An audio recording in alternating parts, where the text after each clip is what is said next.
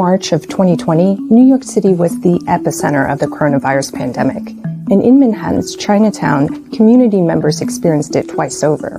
Not just with the disruptions caused by the virus, but with the racism and xenophobia that surfaced alongside it, sometimes manifesting in violence. It was an incredibly difficult year for this mostly immigrant community, but a new movement emerged among the younger generation, first and second generation Asian Americans who rallied around a newfound pride in their culture and their heritage and used social media to amplify their message.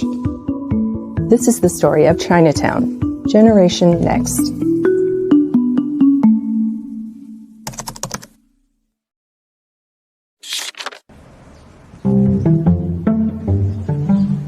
Here in Manhattan's Chinatown, there's an energy in the air.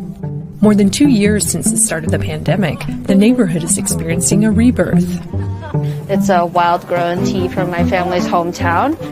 Leading the revival is Chinatown's younger generation, many of them first-generation Americans, the sons and daughters of immigrants, who have the hustle and drive of a typical New Yorker.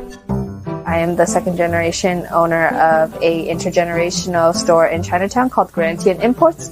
We specialize in tea and Buddhist and cultural goods. Lu's father started the business in 2006, after his first trip back to China since immigrating to America. He caught up with a lot of his friends that he had not spoken to in nearly a lifetime through tea. He has kind of seen the product transform from just a household drink that everyone drinks into more of like a lifestyle. And so he thought it was a very good opportunity to bring it back to America. To the outsider, tea may seem ubiquitous in Chinese culture, but it's just as easily overlooked. Like if you go to a dim sum restaurant, they would give you very, very low quality, cheap, free tea, which would just taste like water. Her father was on a mission to change things, enlisting Alice and her sister to help.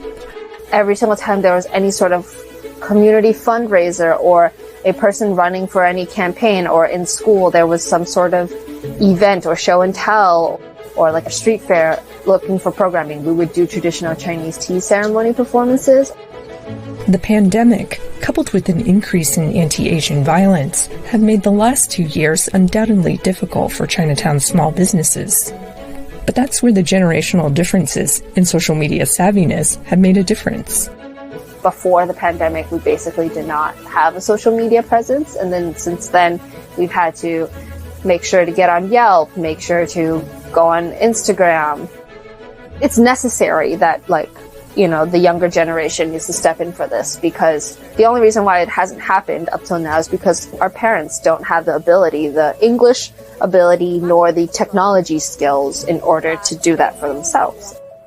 Lu isn't alone. In recent years, her peers have launched a number of Chinatown-focused nonprofits to promote and preserve their beloved neighborhood. Their work is far from over.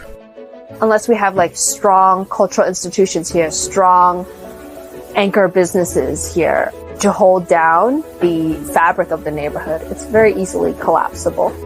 Beyond just economic survival, it's a way for Lu to stay connected to her roots. I know a lot of Asian Americans, Chinese Americans, my generation, who are getting married.